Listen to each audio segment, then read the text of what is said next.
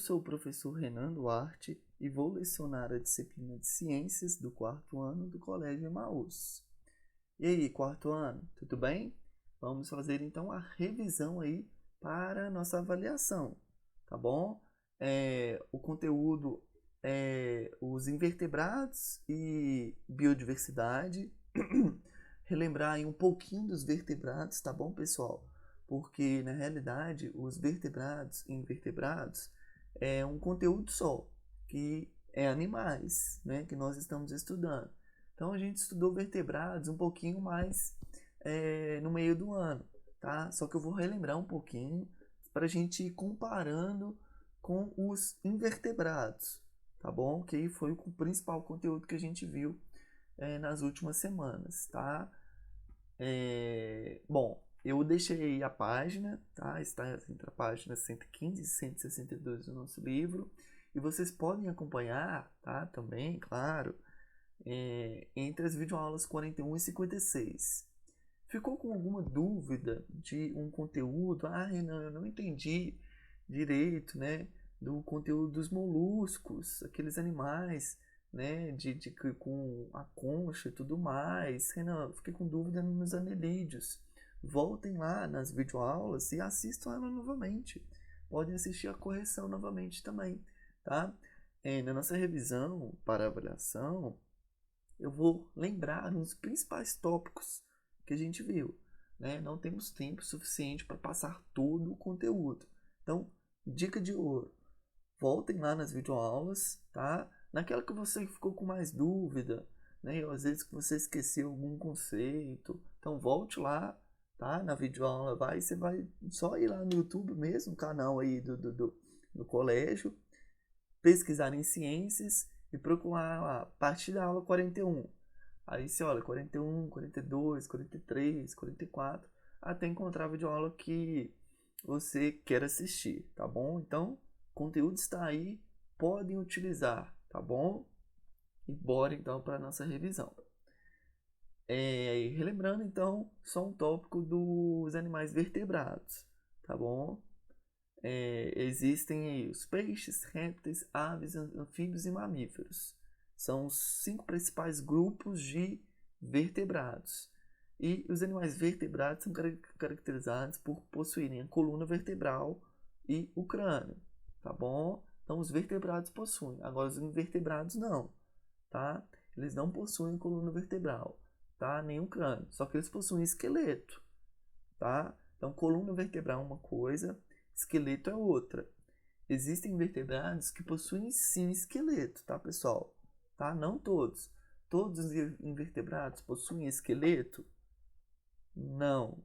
Mas todos os invertebrados não possuem coluna vertebral, porque a coluna vertebral é uma característica de um vertebrado. Sacou? Vamos repetir? Vamos lá. Todos os vertebrados possuem coluna vertebral. Todos os vertebrados possuem esqueleto também, e um esqueleto interno, né? Os ossos.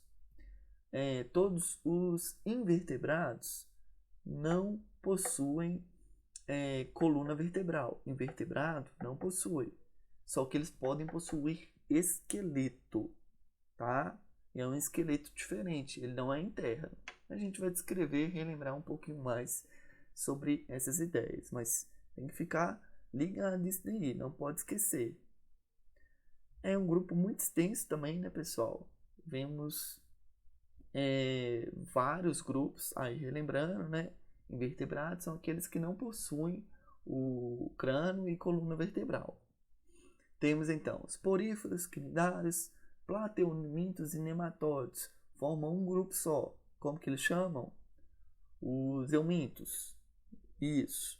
Moluscos, anelídeos, artrópodes e equinodermos, que são as estrelas do mar. Turma, saber um pouquinho de cada grupo, sim, tá?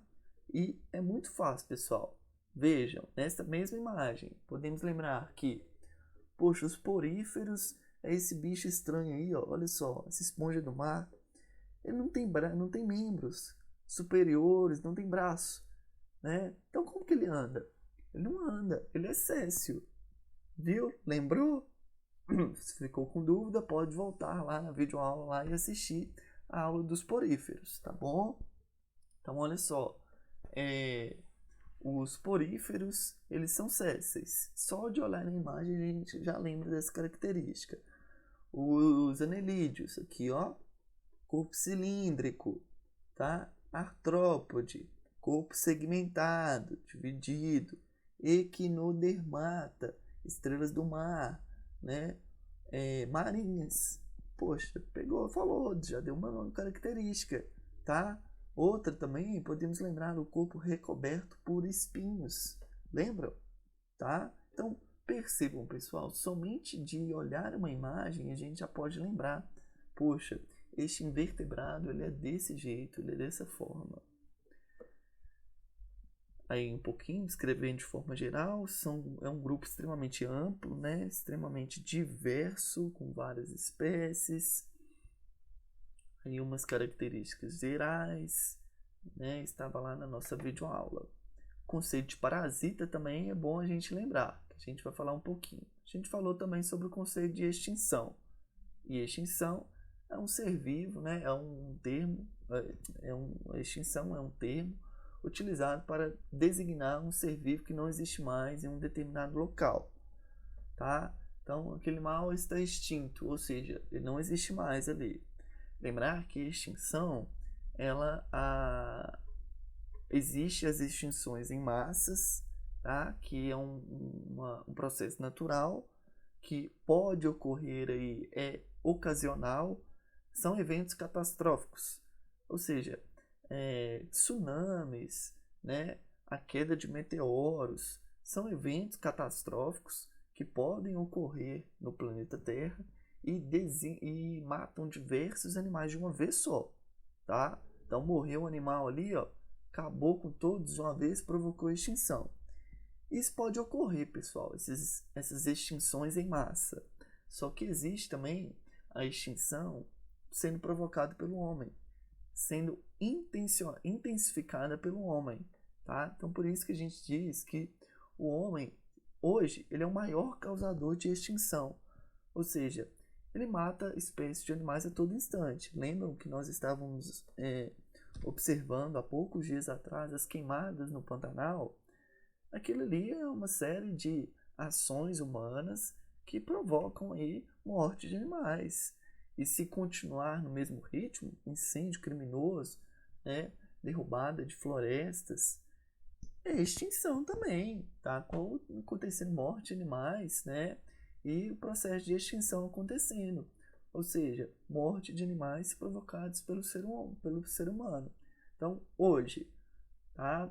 O homem é, sem dúvidas, o maior causador de extinção das espécies, tá bom? Não podemos esquecer disso. Aí temos, então, alguns animais ameaçados de extinção. Não estão em extinção, beleza? Muito importante entender isso também. O animal está ameaçado de extinção. Baleia franca, mico-leão preto, lobo-guará, algumas plantas, a castanheira, gravatá, são seres vivos, tá? Ameaçados de extinção. Renan, até planta? Sim. Se uma pessoa pega e faz o corte ilegal, né, de espécies de árvores, está matando aquela árvore. Pegou, cortou ali, ó, acabou com ela. Tá? E se existiam poucas árvores daquela, o que está gerando? Processo de extinção. Né? Vai ver, tinha uma última árvore em uma região, né?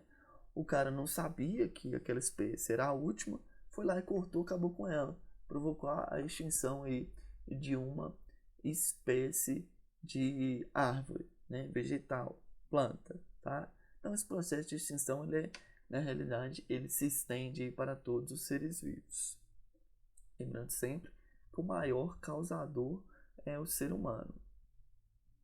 Aí algumas espécies consideradas ameaçadas e que ocorrem no Brasil. Né? O lobo-guará é um exemplo muito clássico. Um animal muito bonito, muito importante para a nossa região, tá? E é extremamente ameaçado em extinção.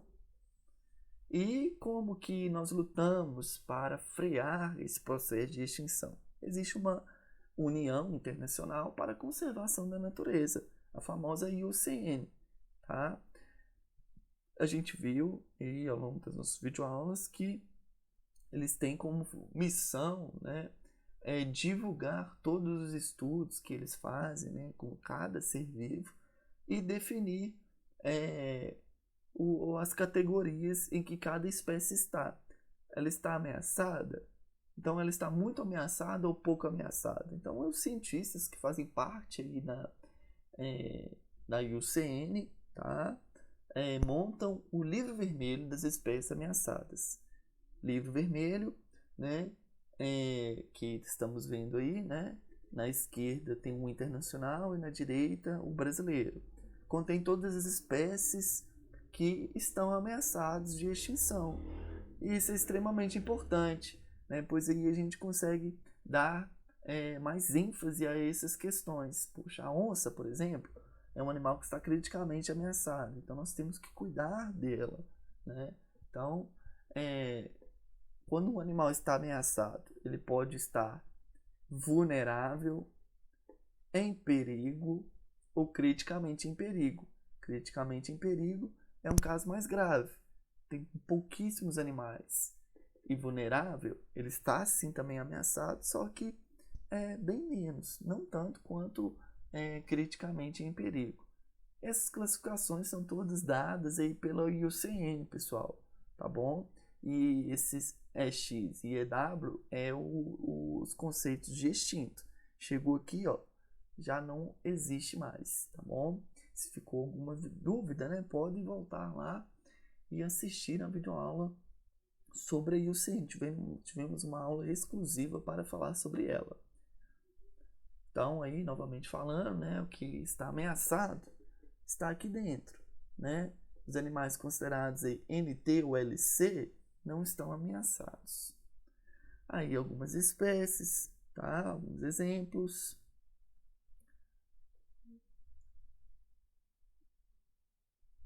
Mais alguns exemplos.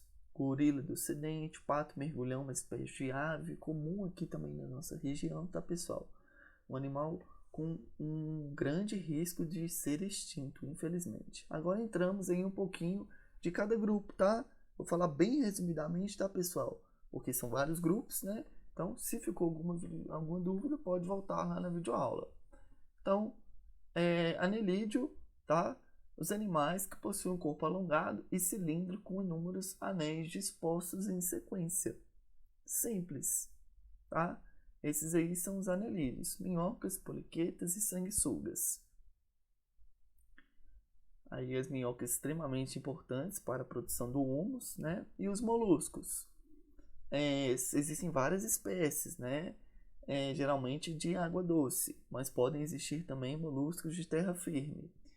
Temos, então, os animais que são divididos entre cabeça, pé e massa visceral.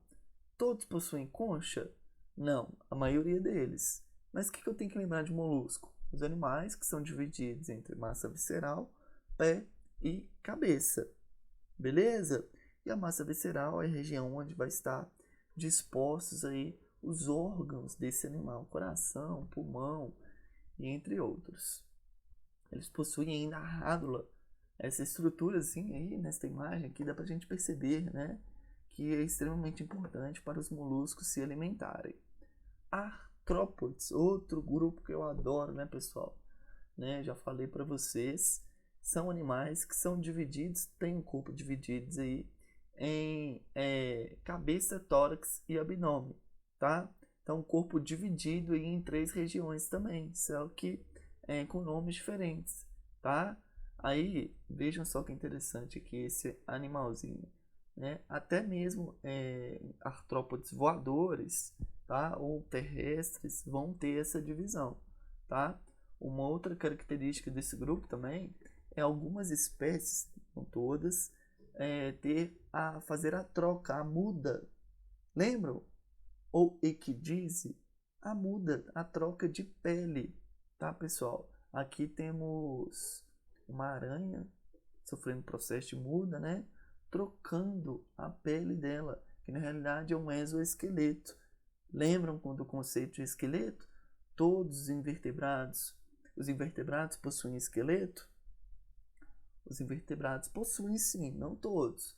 E aqueles que vão possuir o esqueleto, vão possuir um esqueleto externo, diferente de nós, tá? Então aí os exemplos das cigarras são animais que sempre fazem isso. Isso é importante para os animais se desenvolverem, crescerem, tá? Aí, ó, chamado de exoesqueleto, um esqueleto externo. Lembrando também, né, que algumas serpentes, que são vertebrados, sofrem esse processo, tá? É só uma curiosidade aí, porque serpentes são vertebrados. Os poríferos e os quinidários, né? Os quinidários aí, as águas vivas, tá?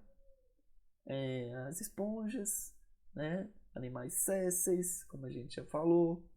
Os quinidários são animais marinhos, os dois, né? Os dois grupos, pessoal. Animais exclusivamente marinhos, que ocorrem no mar, tá?